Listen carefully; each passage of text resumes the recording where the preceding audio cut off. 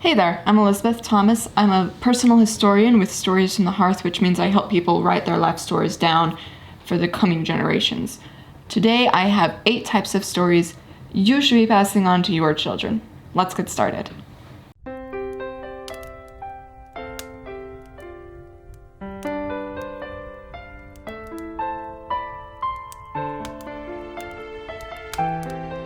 Stories from the Hearth.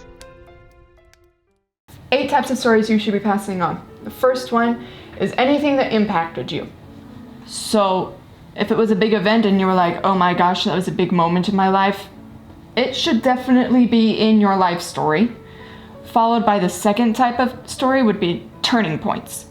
So that's like, and I decided to go to college instead of joining the military. That's a major thing that should go in your story. Different from impact though, because sometimes it's like my dog died and that impacted you, but it wasn't like a major turning point in your map of life. But both types of stories should go in there. The third type is anything that's different, anything novel, anything unique, like my family raised carrier pigeons. Not everyone's family raises carrier pigeons. People would like to hear about that. You also need to think about, however, the types of things that are normal right now that won't be normal in the future. For instance, I interview a bunch of people who didn't have bathrooms in their houses. And at the time, nobody had a bathroom in their house. But nowadays, that's weird. So think back and go, actually, that was different. Or think, you know what? Maybe they won't have YouTube. I should talk about how much time I spend on YouTube. Only if it impacted you. Next up, if it evokes emotion, include it. If it makes people cry, if it makes people laugh, if it makes people mad.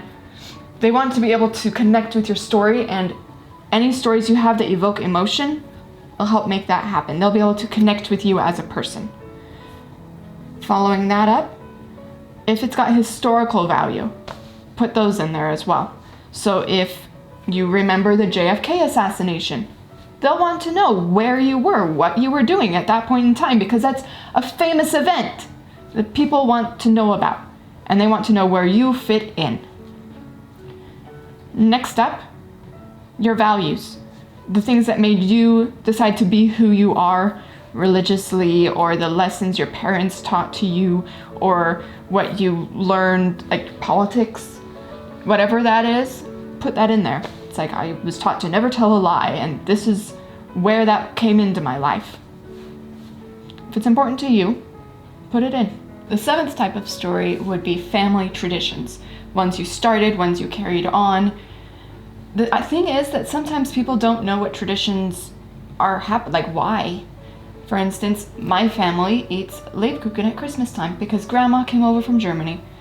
It's possible that 5 generations from now they'll be eating Lebkuchen at Christmas going, I don't know why we eat this, it's just yummy.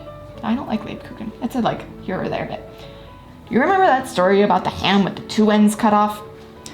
Once upon a time, there was a woman in her kitchen cutting the ends off a ham. And her daughter comes up and says, Mom, why are you cutting the ends off that ham? And she says, I don't know. That's just how my mother taught me to do it. Let's go ask her. So they go over to visit Grandma. Grandma, why is it that we cut the ends off a ham? She says, I don't know. That's how my mother taught me to do it. Go visit Great-Grandma. Great-Grandma, why is it that we cut the ends off a ham? Oh, Great-Grandma says, that's because my oven was too small to fit the whole ham. This is why you should be putting that sort of thing in your life story. People need to know why those traditions started, why quirks happened, and it's fun. Last of all, if you have told a story 50 million times, that goes in your life story too. Everyone will expect to be reading it, and there's a reason you've told it 50 million times. There's probably a lesson, or you thought it was really important to you. So go ahead and tell it. That's it for today. You should subscribe to my channel if you want more ideas, tips, inspiration to get this project going. And if you've got any questions, comments, things you want to know more about, put it in the comments. See you next time.